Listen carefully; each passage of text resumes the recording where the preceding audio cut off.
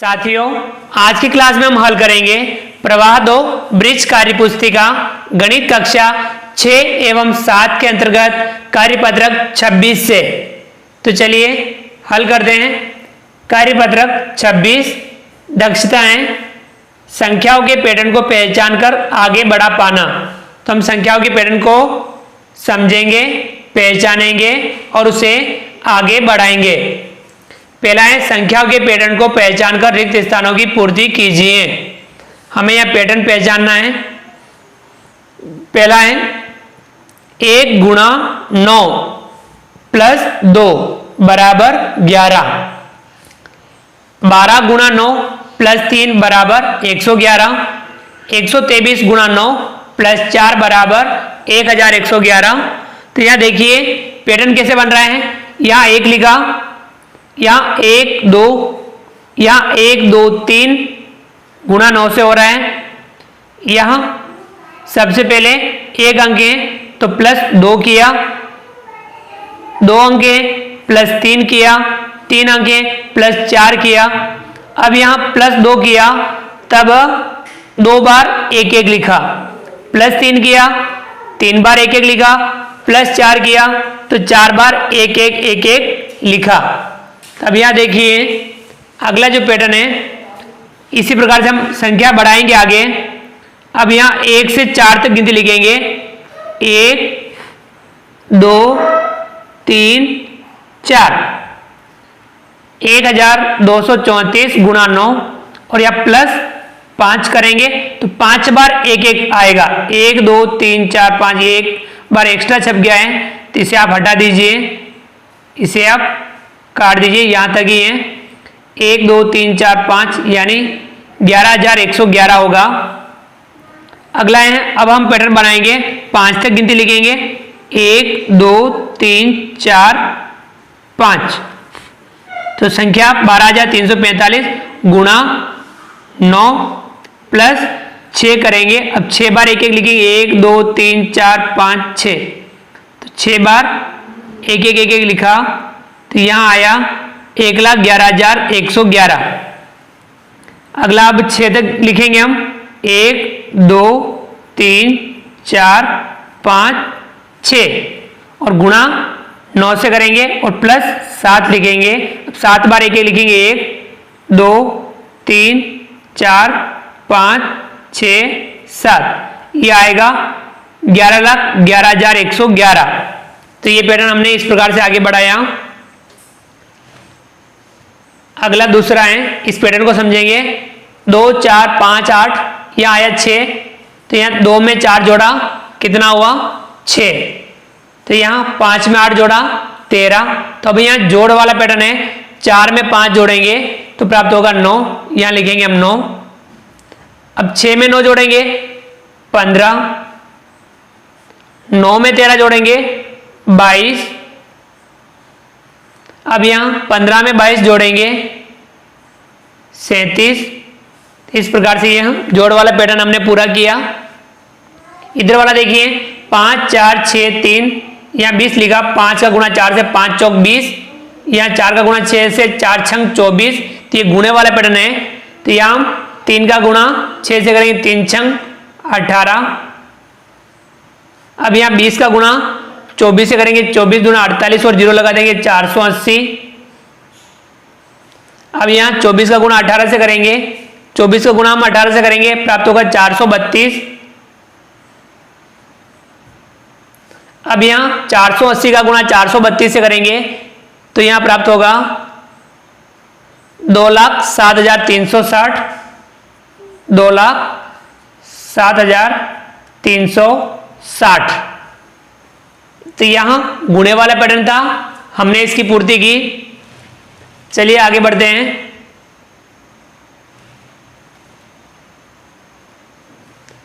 अगला एक बार ये कर लेते हैं। इसे देखिए सवाल नंबर 2, खाली स्थानों में पैटर्न देकर सही संख्या भरिए। अब यहां 15 है, 17 16 8 7 9, 8 में 7 जोड़ा 15, 7 में 9 जोड़ा 16, 9 में 8 जोड़ा 17। तो इसी प्रकार से ये पैटर्न भी हमें पूरे करने हैं। 25 में हम जोड़ेंगे 32, कितना प्राप्त होगा? 25 में 32 जोड़ेंगे, 5 और 2 7, 3 और 2 5, कितना आया? 57। 32 में 47 जोड़ेंगे तो यहाँ 7 में 2 जोड़ा 9, 4 में 3 जोड़ा 7, कितना आया? 79। अगला है 25 में 47 जोड़ेंगे, 7 में 5 जोड़ा 12, 12 का 2, हासिल लगा 1, 4 में जोड़ा 5, 5 और 2 7, कितना हुआ? 72। अगला देखिए, अब इसमें खाली जगह है, ज़्यादा है, तो आप अपने हिसाब से देखिए, इसी हिसाब से पैटर्न बनना चाहिए। यहाँ पे 50 लिखा हुआ है, यहाँ पे 89 लिखा हुआ है, तो 89 किन दो संख्याओं को जोड़ने पर आ सकता है? तो इधर हम 40 लिख दें और इधर हम 49 लिख दें, तो ये हम 40 में 49 जोड़ेंगे तो कितना होगा? 89। अब हम बना सकते हैं, 40 में 50 जोड़ेंगे तो यहाँ आएगा 90, 50 में 49 जोड़ेंगे तो यहाँ प्राप्त होगा 99। तो ये पैटर्न हमने बना दिया। अगला देखिए, इसमें गुणे वाला ये, इसमें पैटर्न देखिए, यहाँ 15, 3 का किससे गुणा करें? 15 है, 3 पंजा 15, यहाँ 5 लिखेंगे, 3 गुणा 5 बराबर 15। अब यहाँ 3 का गुणा किससे करें? 6 आ जाए, तो 3 का गुणा 2 से करेंगे, 3 गुणा 2 बराबर 6। अब यहाँ 6 का गुणा 10 से करेंगे, 6 दाए 60। अब 15 का गुणा किससे करें तो 60 हो जाए, 15 चौके 60, यहाँ आएगा 4। इसमें देखिए 36 है, 4 का गुणा किससे करें? 9 से, 9 चौका 36, 9 दूनी 18, 18 चौके 72, 36 दूना 72। 2 का गुणा किससे करें? 14 आ जाए, तो यहाँ लिखेंगे 7, 7 दूनी 14, 7 तिया 21, 21 दूना 42, 14 तिया 42। ये था कार्यपत्रक 26। अगला कार्यपत्रक 27। कार्यपत्रक 27 दक्षताएं, इकट्ठा की गई जानकारी को सारणी के माध्यम से प्रदर्शित कर निष्कर्ष निकाल पाना। पहला सवाल है, एक कक्षा के छात्रों से जब उनका जेब खर्च रुपए में पूछा गया तो उत्तर इस प्रकार मिले: 2 5 7 5 2 4 7 10 7 5 2 7 5 4 10 2 7 4 2 7 4 5 7 5 और 7। इनको नीचे दी गई सारणी में प्रदर्शित कीजिए। नीचे जो सारणी दे रखी है इसमें हमें प्रदर्शित करना है। जेब खर्च रुपए में, टेलीमार्क लगाना है और छात्र संख्या बतानी है। तो हम एक एक अंक को लेंगे और टेलीमार्क लगाएंगे।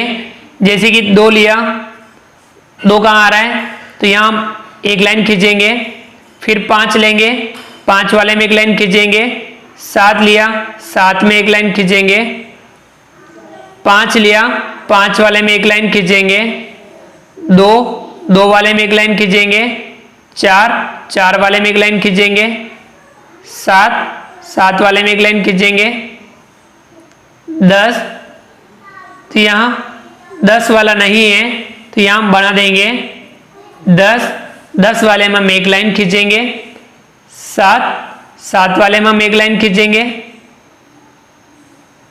5 वाले में लाइन खींचेंगे, 2 वाले में खींचेंगे, 7 वाले में खींचेंगे, 5 वाले में लाइन खींचेंगे, 4 वाले में लाइन खींचेंगे, 10 वाले में खींचेंगे, 2 वाले में लाइन खींचेंगे, 7 वाले में लाइन खींचेंगे, 4 लाइनें, फिर 5वीं लाइन इस प्रकार से खींचते हैं। ध्यान रखना, 4 खड़ी लाइनें होने के बाद में 5वीं लाइन इस प्रकार से आएगी, ये 5 का समूह बन जाएगा। फिर ये 4, तो 4 वाले में लाइन खींचेंगे, 2 में देखिए 4 हो गए, तो 5वां इस प्रकार से खींचेंगे हम। फिर उसके बाद 7, 4, 5 वाले में 4 हो गए, तो 5वां इस प्रकार से, फिर 7, फिर 5, अब एक लाइन अलग और 7, तो 7 वाले में एक लाइन और खींचेंगे। तो इस प्रकार से हमने एक एक संख्या को देखा और यहां इस सारणी में हमने भरा। 10 वाला नहीं था, कॉलम हमने बना दिया। अब ये सारे आ गए। अब आपको टेली मार्क जो है इनको गिन करके इधर संख्या लिखनी है। तो ये 5 का समूह, तो यहाँ छात्र संख्या हो जाएगी 5, यहाँ पे 4 है, यहाँ पे 5 और एक ये 6, और ये 5 और 3 8, यहाँ 2। तब हो गया 2 रुपए वाले 5, 4 रुपए वाले 4, 5 रुपए वाले 6, 7 रुपए वाले 8, 10 रुपए वाले 2। अब जो नीचे प्रश्न दे रखे हैं, इन प्रश्नों के हमें उत्तर लिखने हैं। सारणी को पढ़कर बताइए। पहला है 5 रुपए जेब खर्च वाले छात्रों की संख्या कितनी है। 5 रुपए वाले छात्रों की संख्या कितनी है? 6, यहां लिखेंगे हम 6। दूसरा है 10 रुपए खर्च करने वाले छात्र कितने हैं? 10 रुपए खर्च करने वाले कितने हैं? 2। तीसरा है कक्षा में कुल कितने छात्र हैं? कुल छात्र, इन सभी को हम क्या कर देंगे? जोड़ देंगे। यहां लिख देंगे योग या कुल, इन सभी को जोड़ देंगे। 5 में 4 जोड़ा 9, 9 में 6 जोड़ा 15, 15 में 8 जोड़ा 23, 23 में 2 जोड़ा 25। कुल कितने हो गए? 25 छात्र। आगे समझ में? चलिए आगे बढ़ते हैं।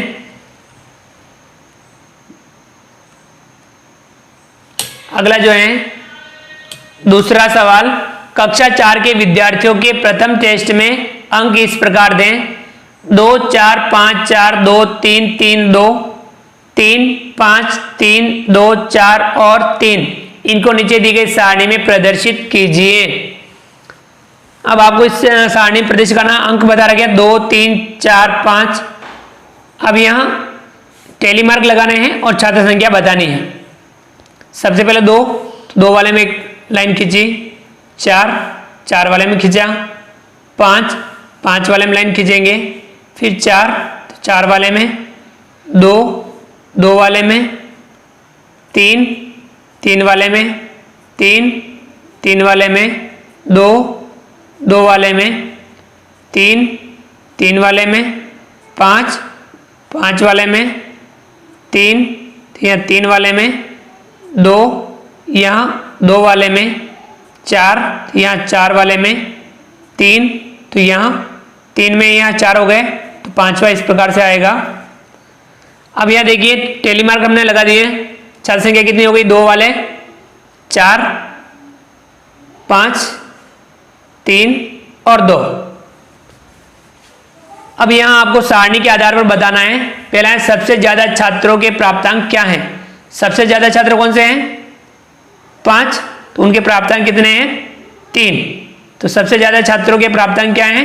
3, यहां लिखेंगे 3। दूसरा है 2 अंक प्राप्त करने वाले छात्रों की संख्या कितनी है? 2 अंक प्राप्त करने वाले छात्रों की संख्या कितनी है? 4, तो यहां लिखेंगे 4। तीसरा है 4 या अधिक अंक लाने वाले छात्रों की संख्या कितनी है? 4 या अधिक, तो 4 और 5, 5 इससे अधिक है, तो ये संख्या जोड़नी है। 3 + 2 कितना हो जाएगा? 5। आगे समझ में? तो ये था कार्यपत्रक 27। चलिए आगे बढ़ते हैं। अगला कार्यपत्रक 28। कार्यपत्रक 28 दक्षताएं, परिचयात्मक स्तर पर दंड आलेख व चित्रालेख की रचना कर पाना। हम दंड आलेख और चित्रालेख की रचना करने का अभ्यास इसमें करेंगे। पहला सवाल है तहसील कार्यालय बड़ी सादरी के परिसर में खड़े वाहनों की संख्या नीचे दी गई है, इसे दंड आलेख द्वारा प्रदर्शित कीजिए। वाहन और संख्या, वाहन है motorcycle 14, scooter 8, car 4, jeep 2, cycle 10। अब यहां हमें इसमें प्रदर्शित करना है। अब इस तरफ वाहन बता रखे हैं motorcycle, scooter, car, jeep, cycle. Motorcycle कितनी है? मोटरसाइकिल है 14, तो जहां पे 14 है वहां तक इस प्रकार से स्केल से हम मिला सकते हैं।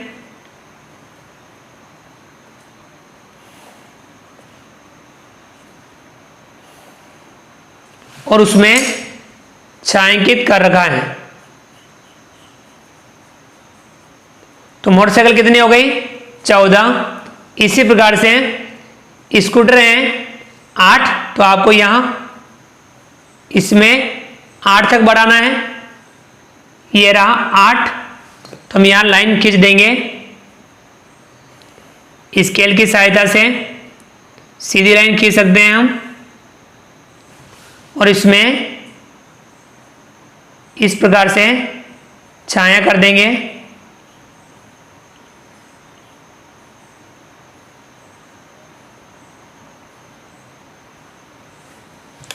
तो ये स्कूटर हो गए 8, फिर कार है 4, तो कार वाले में 4 तक करना है। ये रहा 4, तो यहां तक ये कार, और इसमें भी हम इस प्रकार से लाइनें खींच देंगे या हम छायांकित कर सकते हैं इसे। फिर अगला है जीप। जीप है 2, तो जीप वाले में 2 तक यहां तक करेंगे।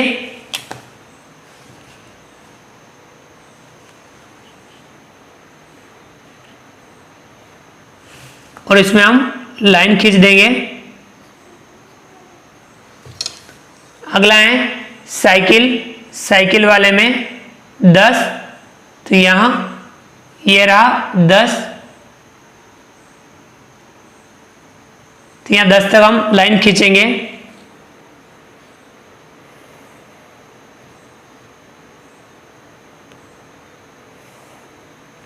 और इसमें भी हम इस प्रकार से लाइनें खींच देंगे।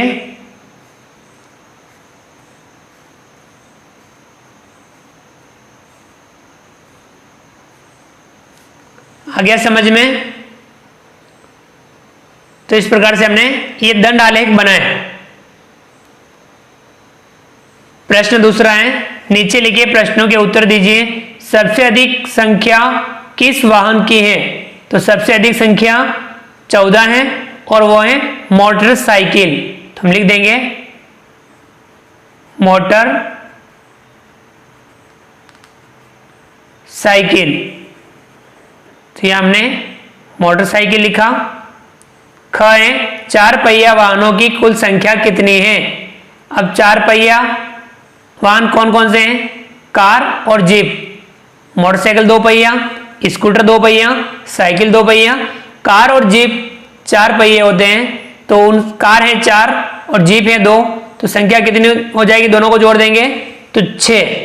यहां हम 4 + 2 = 6, यानी 4 पहिया वाहनों की संख्या कितनी हो गई?